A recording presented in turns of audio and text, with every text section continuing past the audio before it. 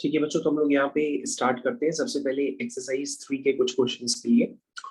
तो एक्सरसाइज 3 में आपके पास ये सीक्वेंस एंड सीरीज है। तो इसमें सबसे पहले मैं आपको मेन क्वेश्चंस आपके साथ अभी डिस्कस कर लेता हूँ। सबसे पहले हम लोग क्वेश्चन नंबर यहाँ पे 6 का डिस्कशन करेंगे। क्वेश्चन नंबर 6 का डिस्कशन सबसे पहले करेंगे, और इस तरह के क्वेश्चंस आपके पास एनसीईआरटी में भी गिवन है। तो एनसीईआरटी के हिसाब से भी आपके लिए ये क्वेश्चन इंपॉर्टेंट हो गया। तो बेसिकली 6th वाले टाइप के क्वेश्चंस को करने के लिए हमें एक डिफरेंस सीरीज को क्रिएट करना पड़ता है। बस डिफरेंस सीरीज को लिखने का पैटर्न आपको पता होना चाहिए, उसके बाद ये क्वेश्चंस हो सकते हैं। सबसे पहले अगर हम आपको ये 6th क्वेश्चन करना है, तो सबसे पहले आपको 6th क्वेश्चन में बेसिकली करना क्या होता है कि आप सबसे पहले लिखेंगे A1, A2, A3 ऐसे करके ये सारे टर्म्स एपी में। बच्चों अगर ये सारे टर्म्स एपी में है तो आपको ये समझ में आना चाहिए कि हम यहाँ पे लिख सकते हैं कि जो A2 माइनस A1 होगा वही A3 माइनस A2 होगा, वही A4 माइनस A3 होगा। इस तरह से ये चलता चला जाएगा कार्यक्रम। लेकिन बच्चों यहाँ पे जो आपका कार्यक्रम चल रहा है वो लास्ट वाले टर्म तक जा रहा है, यानी कि n टर्म के तक जा रहा है। और an से पहले वाला कौन सा टर्म होगा? an माइनस 1 होगा। तो अगर आप ये डिफरेंस सीरीज बनाओगे तो ये डिफरेंस कहां तक बनेंगे? लास्ट में आपका जो कॉमन डिफरेंस होगा वो इक्वल होगा an माइनस 1 के। तो सबसे पहले बच्चों आपको करना ये होता है कि सारी ये डिफरेंसेस को क्या करना होता है? इक्वेट करना होता है। तो सारे डिफरेंसेस को हमने इक्वेट कर दिया। ठीक है, अब ध्यान से देखिए, 1 upon root A1 plus root A2, ये बच्चों आपका फर्स्ट टर्म है जिस सीरीज को आपको प्रूफ करना है n minus 1 whole divided by root A1 plus root AN।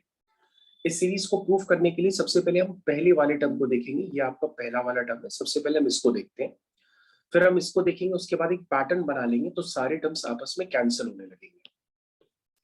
तो सबसे पहले बच्चों हम पहले वाले टर्म को लिख करके इसको रैशनलाइज करते हैं। और रैशनलाइज करने से भी पहले बच्चों हम एक काम कर लेते हैं, हम क्या करते हैं, थोड़ा सा चेंज कर लेते हैं। हम इसको root A1 plus root A2 ना लिख करके root A2 plus root A1 लिख देते हैं। तो बच्चों बात तो एक ही हुई।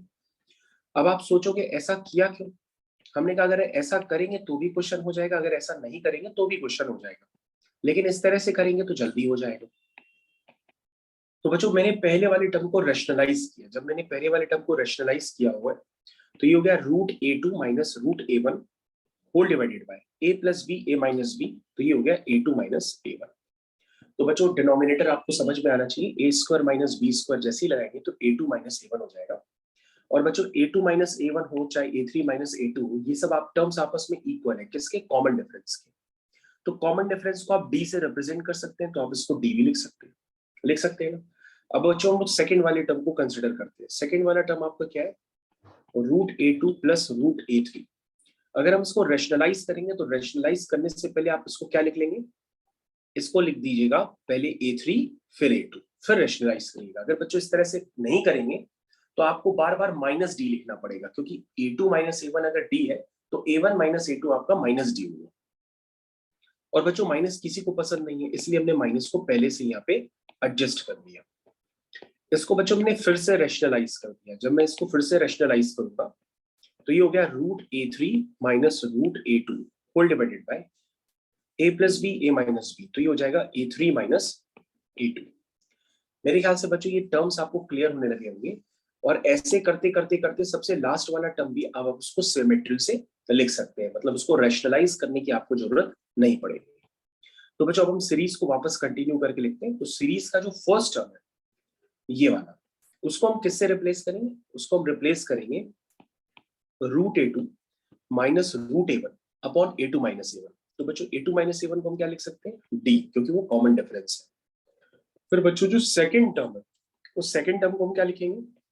Root A3 minus root A2 upon A3 minus A2। तो A3 माइनस A2 बच्चों क्या है? Common difference. ऐसे करते करते सीरीज के आप आखिरी टर्म पे पहुंच जाएंगे। तो आखिरी टर्म को क्या लिखेंगे? Root AN minus root of AN minus 1। क्या ये बात आपको समझ में आई? Whole divided by D।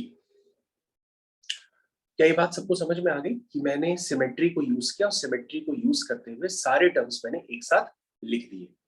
जब मैंने सारे टर्म्स साथ लिख दिए तो बच्चों आपको ऐसा फील आएगा कि ये टर्म्स आपस में एक दूसरे से कैंसिल भी हो सकते हैं, लेकिन कैंसिलेशन के लिए आप क्या करिए, सारे टर्म्स में पहले 1/d कॉमन ले लीजिए। और सबसे पहला टर्म देखिए क्या लिखा है, वो लिखा है √a2 माइनस √a1। फिर दूसरा टर्म क्या लिखा है, √a3 माइनस √a2। फिर तीसरा टर्म क्या लिखा है, ऐसे करके लिखते चले जाइएगा। सबसे आखिरी वाला टर्म लिख लीजिए, तो सबसे आखिरी वाला टर्म ये होगा। अब बच्चों अगर आप ध्यान से देखेंगे तो उसमें टर्म्स आपस में कैंसिल हो गए। ये देखो, ये कैंसिलेशन का ऑर्डर है, तो आपको कैंसिल करना मैंने इस तरह से बताया था। तो ये सारे टर्म्स डायगोनली कैंसिल होते चले जाएंगे। सिर्फ कौन सा टर्म बचेगा बच्चों, एक बचेगा आपका आखिरी वाला, दिस इज √an, और एक बचेगा पहले वाला, दिस इज माइनस √a1। ये बचेगा बच्चों। तो बच्चों आप सिमेट्री से सारे टर्म्स आपने कैंसिल कर दिए, लास्ट में सिर्फ आपके पास ये बच गया है। अब आप क्या करेंगे, इसको फर्दर देखेंगे कि हमें प्रूफ क्या करना है। तो बच्चों जो हमको प्रूफ करना है उसमें राइट हैंड साइड में डिनोमिनेटर में √a1 प्लस √an है। तो हम क्या करेंगे, हम डिनोमिनेटर में जानबूझ के ये वाला टर्म अपीयर करा देंगे जो हमें चाहिए। क्या चाहिए बच्चों, √a1 और √an। तो हमने क्या किया, √an और √a1 टर्म से क्या किया, मल्टीप्लाई और डिवाइड कर दिया। क्या ये टर्म सबको क्लियर हो गया? ठीक है बच्चों, मैंने इससे मल्टीप्लाई और डिवाइड किया। बदले में हमें क्या मिलेगा, तुमको अक्सर डिनोमिनेटर तो चेंज करना नहीं है क्योंकि वो तो प्रूविंग में चाहिए, तो उसको आप एज इट इज लिख दीजिए। तो सर न्यूमिनेटर में क्या होगा, a plus B A minus B. तो a plus B A minus B क्या होता है, वो होता है a square minus B square. क्या ये बात सबको समझ में आ गई? तो ये हो जाएगा an माइनस a1। क्या ये बात सबको समझ में आ गई, 1/d times an minus a1। अब बच्चों an क्या होता है, an होता है nth टर्म ऑफ ap। तो nth टर्म ऑफ ap को हम क्या लिख सकते हैं, हम लिखेंगे a1 plus n minus 1 into D. क्या ये बात समझ में आ गई, ये आपका nth टर्म ऑफ ap होता है, लिख सकते हैं इसको। उसके बाद बच्चों ध्यान से देखो, ये a1 से a1 कैंसिल हो गया, आपके पास टर्म बचा है 1/d times n minus 1 into D whole divided by √an plus √a1। तो बच्चों यहाँ d से d कैंसिल हो गया। आप ध्यान से चेक करिए, जो आपको प्रूव करना था वो प्रूविंग कंप्लीट हो गई। ठीक है बच्चों, जो आपको प्रूव करना था वो प्रूविंग यहाँ पर क्या हो गई, कंप्लीट हो गई, और आपका क्वेश्चन पूरी तरह से फिनिश हो गया। तो मेरे ख्याल से आपको ये तरह की प्रूविंग पूरी अच्छी तरीके से आ गई। तो हम लोग क्या करते हैं, इसके बाद नेक्स्ट वाली प्रूविंग पे चलते हैं। तो बच्चों नेक्स्ट वाली प्रूविंग भी हमको करनी है, उसके लिए हम लोग एक क्वेश्चन ले लेते हैं। This is question number 5। तो बच्चों हम लोग क्वेश्चन नंबर 5 को भी करके कंप्लीट कर लेते हैं। तो क्वेश्चन नंबर 5 को स्टार्ट करते हैं। क्वेश्चन नंबर 5 को करने के लिए सबसे पहले क्या करना होगा, क्वेश्चन को कॉपी करिए। ये हो गया बच्चों आपका क्वेश्चन। देखिए अब इसको किस तरह से करेंगे। सबसे पहले क्वेश्चन की बिगिनिंग में लिखा है कि a1 a2 a3 up to an, ये ab में। बच्चों अगर टर्म्स AP में होंगे तो आप लिख सकते हैं कि जो a2 माइनस a1 होगा वही a3 माइनस a2 होगा। ऐसे करते करते आखिरी वाला टर्म क्या होगा, an माइनस 1। तो ये सारे डिफरेंसेस सेम होंगे। इसको मैंने लेट कर लिया d। अब बच्चों d लेट करने के बाद हमारे पास जो एक्सप्रेशन है हम उसको कंसिडर करते हैं। हमारे पास एक्सप्रेशन जो प्रूफ करना है उसमें लिखा है 1/a1 an, फिर लिखा है 1/a2 an माइनस 1। इस तरह से ये टर्म्स लिखे हुए हैं। तो बच्चों ये जो टर्म्स लिखे हुए हैं, तो सबसे पहले हम क्या करते हैं, इसमें हम d से मल्टीप्लाई और d से डिवाइड करते हैं। तो सबसे पहले आप ये प्रोसेस करिए, d से मल्टीप्लाई और d से डिवाइड करिए। इस तरह से भी कर सकते हैं, अगर आप चाहें तो एक दूसरी प्रॉपर्टी भी यूज कर सकते हैं। बच्चों मैंने आपको पढ़ाया था एपी में कि अगर कोई भी एपी आपके साथ बनी हुई है तो एपी में आपको मैंने बताया था कि ये भी प्रॉपर्टी होती है। उस प्रॉपर्टी को भी यूज करके इस क्वेश्चन को आप कर सकते हैं कि जो a1 प्लस an होता है वो किसके इक्वल होता है, a2 प्लस an माइनस 1 के। वो किसके इक्वल होता है, a3 प्लस an माइनस 2 के। Terms equidistant from the left hand side and right hand side, उनका जो सम होता है वो क्या होता है, सेम होता है। तो ये प्रॉपर्टी मैंने आपको क्लास में डिस्कस की थी। आप किसी भी एपी में चेक कर सकते हैं कि जो a1 प्लस an होगा वही जो सम होगा वो a2 प्लस an माइनस 1 के इक्वल होगा, और वही जो सम होगा वो a3 प्लस an माइनस 2 के इक्वल होगा। इस प्रॉपर्टी को यूज करके भी क्वेश्चन को किया जा सकता है। कैसे करेंगे जरा ध्यान से देखिएगा। सबसे पहले हमने लिखा जो a1 प्लस an होगा वो किसके इक्वल होगा, a2 प्लस an माइनस 1 के। ठीक है, ये किसके इक्वल होगा, a3 प्लस an माइनस 2 के। तो ये सारे सब आपस में इक्वल होके चले जाते हैं। हमने मान लिया कि ये इनकी वैल्यू k है, तो हमने क्या किया, k से मल्टीप्लाई और डिवाइड कर दिया। ठीक है, k से मल्टीप्लाई और डिवाइड कर दिया। अब हम k की वैल्यूज टर्म के अकॉर्डिंग रखना पुट कर देंगे।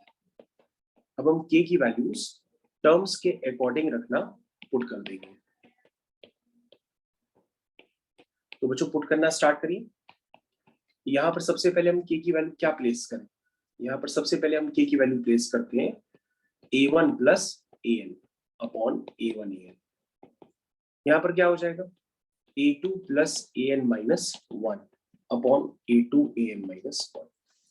यहाँ पर क्या होगा बच्चों, a3 plus an minus 2 is equal to k की वैल्यू बच्चों टर्म्स के अकॉर्डिंग मैंने प्लेस कर दी, क्योंकि k तो सारी वैल्यूज के इक्वल है। ठीक है, लास्ट में ऐसे करते करते करते k को हम वापस किससे रिप्लेस करेंगे, a1 प्लस an से, क्योंकि k क्या है, a1 प्लस an ही तो है, k तो सब कुछ है ना, a1 प्लस an भी है, a2 प्लस an माइनस 1 भी है। तो जैसा टर्म हो उसके अकॉर्डिंग k की वैल्यू आप प्लेस कर दीजिए। अब आप इसको अलग अलग डिवाइड कर दीजिए। जब आप इसको अलग अलग डिवाइड करेंगे तो ये हो जाएगा a1 upon a1 an, this is 1 upon an, an upon a1 an, this is 1 upon a1, a2 upon a2 an minus 1, this is 1 upon an minus 1, ये हो जाएगा 1 अपॉन a2। अलग अलग बच्चों डिवाइड करते जाइए, ये हो जाएगा a3, तो a3 तो शायद कैंसिल हो जाएगा, सिर्फ क्या बचेगा 1 अपॉन an माइनस 2, फिर a क्या बचेगा बताओ, 1 अपॉन क्या बचेगा, a3 बचेगा। फिर आखिरी में टर्म क्या बचेगा, जब a1 को an a1 से डिवाइड करेंगे 1 अपॉन an बचेगा, फिर an को डिवाइड करेंगे an a1 से तो बचेगा 1 अपॉन a1 बचेगा। बच्चों इस तरह से आप जब डिवाइड करेंगे तो सारे टर्म्स अलग अलग आपको सेपरेटली नजर आएंगे। अब बच्चों आप चेक करिएगा, जो 1 अपॉन an है और 1 अपॉन an है ये 2 टाइम्स हो गया, 1 अपॉन a1 1 अपॉन a1 ये भी क्या हो गया 2 टाइम्स हो गया। तो बच्चों ये सारे टर्म्स क्या हो जाते हैं, आपस में डबल हो जाते हैं। तो हम क्या करते हैं, जब टर्म्स डबल हो जाते हैं तो हम 2 को बाहर कर लेते हैं और सारे टर्म्स को एक बार लिख लेते हैं, जैसे 1 upon a1 1 upon a2 1 upon a3, ऐसे करते करते 1 अपॉन an। और बच्चों लास्ट में ये जो k बचा हुआ है उस k को हम क्वेश्चन की प्रूविंग के अकॉर्डिंग प्लेस कर देते हैं। k की जगह क्वेश्चन में लिखा हुआ है a1 प्लस an, क्या k की वैल्यू a1 प्लस an थी, तो आप लिख सकते हैं, तो k की वैल्यू लिख दीजिए a1 plus an, hence proved. तो क्वेश्चन बच्चों आपका फिनिश हो गया। क्वेश्चन को आपने इस तरह से कंप्लीट करना था। ठीक है, अब हम लोग चलते हैं नेक्स्ट क्वेश्चन की तरफ। तो क्वेश्चन नंबर 3 की जो क्वेश्चंस थे वो मैंने मेन वाले आपको सब डिस्कस करके दे दिए। इसके बाद जो है बाकी क्वेश्चंस आपसे खुद से भी हो सकते हैं, तो आप उनको ट्राई कर लीजिएगा। नेक्स्ट क्वेश्चन हम लोग कंटिन्यू करेंगे, तो ये एक्सरसाइज 3 के मेन क्वेश्चंस मैंने आपको करके दे दिए। ठीक है, चलिए तो नेक्स्ट क्वेश्चन हम लोग मूव करते हैं। तो नेक्स्ट क्वेश्चन हमारे पास कौन से होंगे, एक्सरसाइज 4 का क्वेश्चन नंबर 6। ठीक है, क्वेश्चन नंबर 4 बच्चों क्लास को ऑलरेडी डिस्कस कर चुके हैं, तो अभी हम लोग जो इसमें मेन पार्ट है वही कर देते हैं। क्वेश्चन नंबर 4 आप एनसीईआरटी से भी कंप्लीट कर सकते हैं, एनसीईआरटी के ही क्वेश्चन है ये सब। तो क्वेश्चन नंबर 6 को हम लोग कंप्लीट कर लेते हैं। वंस अगेन ये क्वेश्चन नंबर 6 जो है बच्चों एक्सरसाइज 4 का है। चलिए देखिए किस तरह से करना है। सबसे पहले बच्चों हमारे पास ये जो क्वेश्चन है, हमें क्या निकालना है, सम निकालना है अप टू इनफाइनाइट टर्म्स का। तो हम सीरीज को पहले मान लेते हैं एस, ये हो गया 1 प्लस बी आर, ये हो गया 1 plus B square R square dot dot dot, इस तरह से ये इनफाइनाइट तक लिख दिया। अब हम आगे क्या करेंगे, आगे करने के लिए हम क्या करते हैं, इसमें 1 माइनस बी से मल्टीप्लाई और डिवाइड करते हैं। 1 माइनस बी बच्चों हर टर्म को तो दे लीजिए, जब आप देंगे तो आपको क्लियर कट समझ में आएगा कि इसमें एक सिमेट्री जनरेट हो जाती है।